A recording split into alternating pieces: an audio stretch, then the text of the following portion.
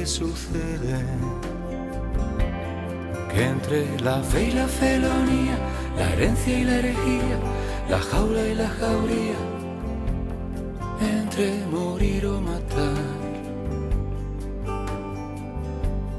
prefiero amar, prefiero amar, prefiero amar, prefiero amar, prefiero amar, prefiero amar, prefiero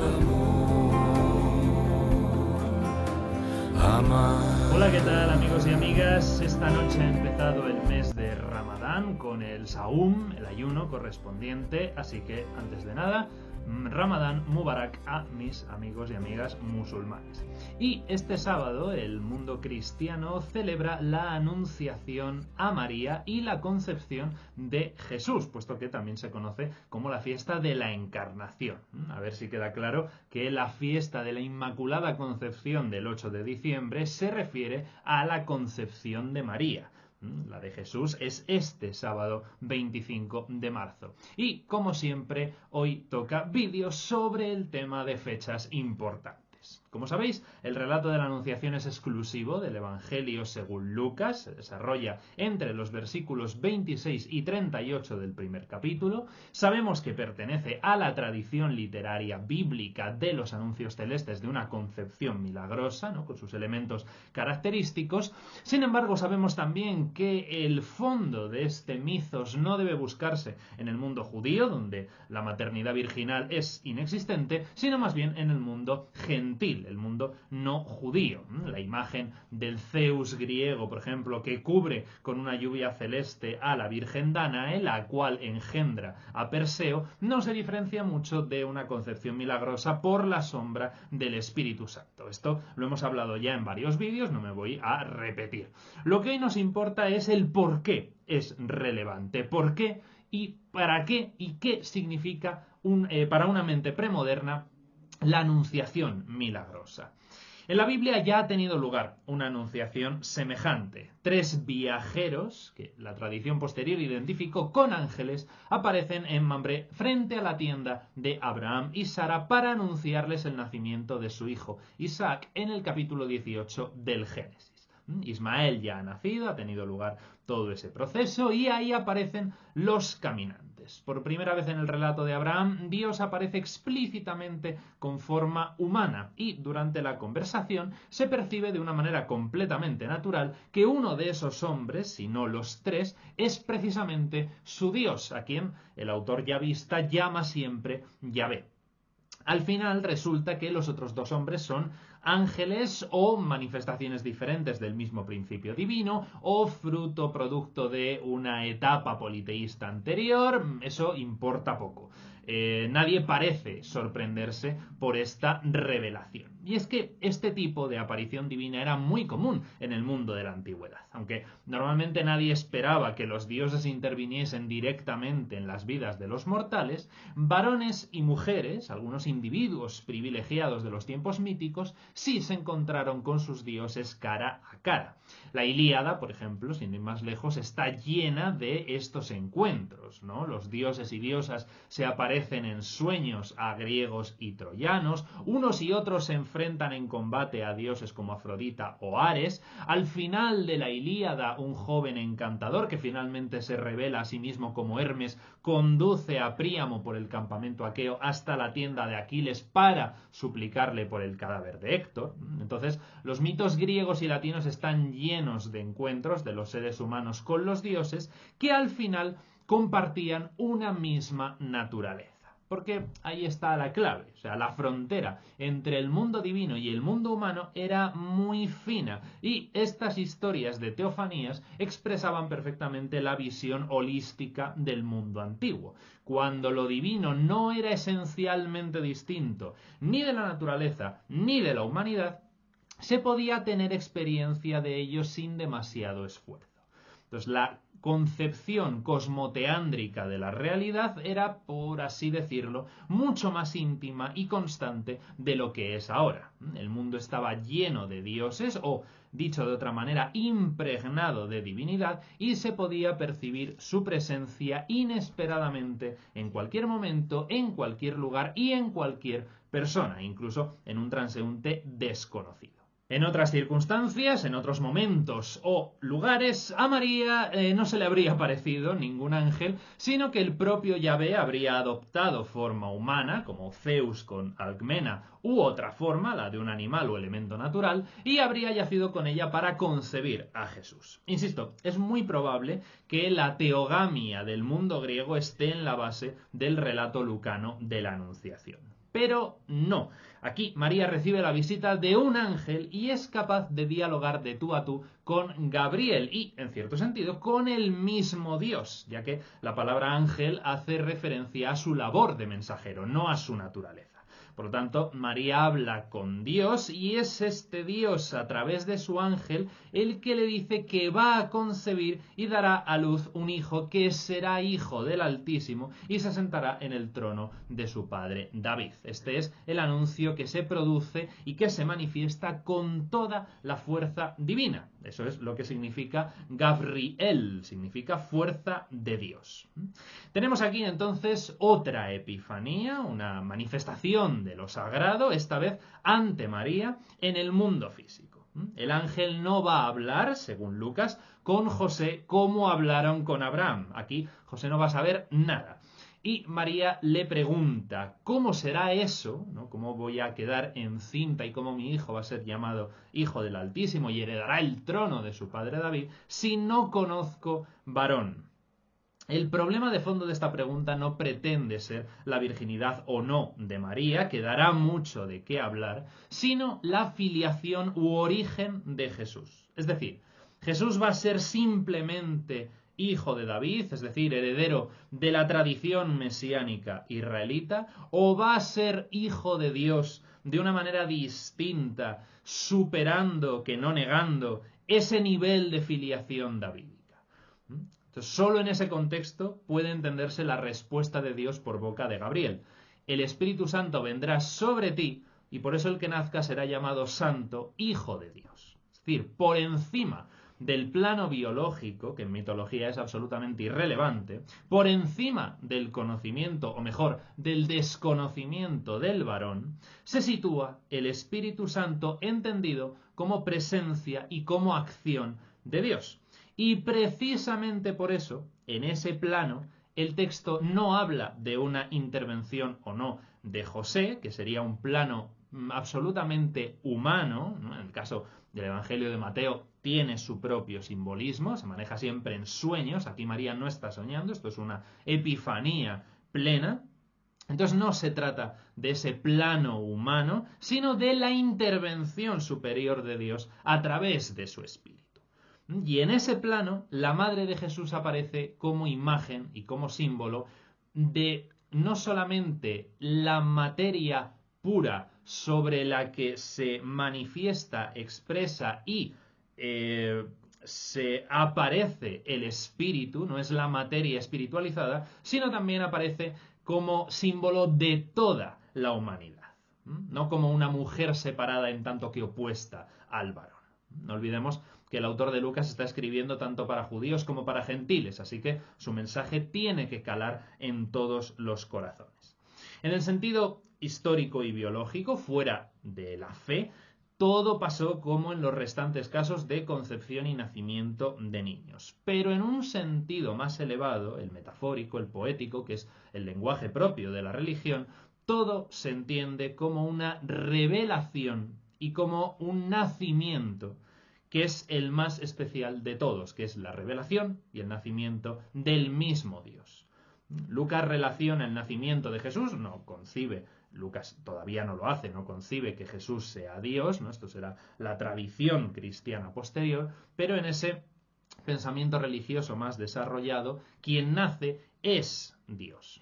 Y entonces Lucas relaciona el nacimiento de Jesús con el de su pariente Juan el Bautista. La madre de Isabel, era estéril y ya de una edad bastante avanzada, exactamente igual que Sara, la madre de Isaac y esposa de Abraham. Así que la fecundidad quedaba fuera de lo que podía esperar. Pero la fecundidad de María se presenta como todavía más maravillosa porque ella es virgen. Así que Jesús aparece como el don extraordinario de Dios que los seres humanos no son capaces por sí mismos de hacer venir al mundo. Entonces, Jesús es posible exclusivamente debido a la actuación de Dios. Pero claro, esa María como imagen de la humanidad entera tiene que ser capaz de recibir ese don divino. Entonces este parece ser el sentido de la virginidad en los evangelios de la infancia. Sí, es verdad, será muy pronto, a partir del siglo II, como cuando algunos personajes, como por ejemplo Justino Mártir o Ireneo de León, empiecen a plantear ya una virginidad física, que es una idea ya desarrollada posteriormente, como vimos también en otros vídeos. Pero lo más importante para la tradición cristiana y para el pensamiento religioso cristiano no va a ser ni la virginidad de María, ni tampoco el anuncio en sí, que también, porque vincula a Jesús con toda la tradición israelita anterior de personajes como los propios Ismael e Isaac, pero también Sansón o el rey Josías, a quienes supera. Tampoco va a ser lo más importante el sí de María, al que, por cierto, no se le ha dado toda la importancia que merece, ya que sin ese sí, sin esa aceptación de María de los planes de Dios, no habría habido encarnación ni, por tanto, sería posible la redención. Es decir, el Evangelio se hace carne gracias a ella, gracias a María y a esa aceptación, a ese Anguila Domini que aparece en la Vulgata. Pero no, lo más importante es la encarnación. La encarnación es el Dios que se hace hombre, para que el hombre se haga Dios. Esto lo decía San Agustín, una expresión que sin duda había recibido de San Ambrosio. En la tradición cristiana existe una cristología ascendente que se concentra en Dios y una cristología descendente que se concentra en el hombre. Pero el misterio de la encarnación en todo su esplendor es la armonización de esas dos realidades sin disolverse la una en la otra, sin perder ninguna de las dos su propia naturaleza. Esto es lo que recogió muy acertadamente el credo de Calcedonia, surgido del concilio homónimo del año 451, que dice que Jesús es, y cito, verdaderamente Dios y verdaderamente hombre, y un poco más adelante, reconocido en dos naturalezas de forma inconfundible, inmutable, indivisible, inseparable. La diferencia de las naturalezas no desaparece por la unión, sino que se conservan las propiedades de cada naturaleza y ambas concurren en una sola persona y una sola hipóstasis, no como si estuviera dividido en dos personas, sino como si fuera el mismo Hijo y unigénito Dios, el Verbo, el Señor Jesucristo. Las disposiciones del concilio, de los concilios, no son a menudo, como se dice, un dogma de las jerarquías, de las autoridades impuestas a los fieles, sino más bien un reconocimiento oficial de esa experiencia de verdad de estos fieles. Los cristianos son capaces de experimentar a Dios en sí mismos porque Dios se ha hecho hombre. Así, los cristianos han descubierto que pueden contar la historia de la palabra encarnada sin caer en espiritualismos ni especulaciones separadas de la vida. Pueden hablar de encarnación del Hijo de Dios, pero sin tener que acudir a elementos de generación biológica en el interior de la divinidad. Dios continúa siendo eternamente trascendente, así que puede afirmarse que ni engendra ni es engendrado, pero al mismo tiempo se hace inmanente como palabra en la vida, obra y figura de Jesús. Entonces, para el cristianismo, Jesús cumple el papel que tiene en el mundo judío la Sejina, la presencia de Dios en el mundo y en la comunidad, es su absoluta manifestación. Por eso, los cristianos pueden afirmar que Jesús es preexistente, pero como Dios, pues viene de Dios y tiene a Dios en su centro. Entonces, existiendo en sí mismo, en toda su altura, trascendente y silencioso, Dios viene a existir como palabra encarnada en medio de los hombres. No siempre somos conscientes de la importancia y de la fuerza simbólica que tiene en un contexto judío afirmar que la palabra de Dios se hace carne, basar en hebreo o soma en griego. Es algo de lo que hablaban muchos judíos en los últimos siglos anteriores a nuestra era, las realidades preexistentes de la ley, del templo, de la sabiduría, del propio Mesías. Todo ello estaba oculto, estaba latente en esas realidades primordiales antes de la creación como posibilidad de presencia de Dios, ¿no? Eran todo potencias que se fueron concretando a lo largo de la historia. La ley en la Torá, el templo en Jerusalén, la sabiduría en los Sadikim y el Mesías, para esos protocristianos, en Jesús. Por eso los cristianos no hablan simplemente de una epifanía, de una manifestación de lo divino, de un descendimiento de la ley o de la palabra, del libro de Dios o de sus ángeles. Todo eso son solamente símbolos que apuntan a una realidad más profunda. Y es que Dios se hace presente en toda su divinidad, sin cambiar nada de sí mismo, siendo plenamente humano. Y gracias a ello, el ser humano puede hacerse plenamente divino, haciéndose presente en toda su humanidad.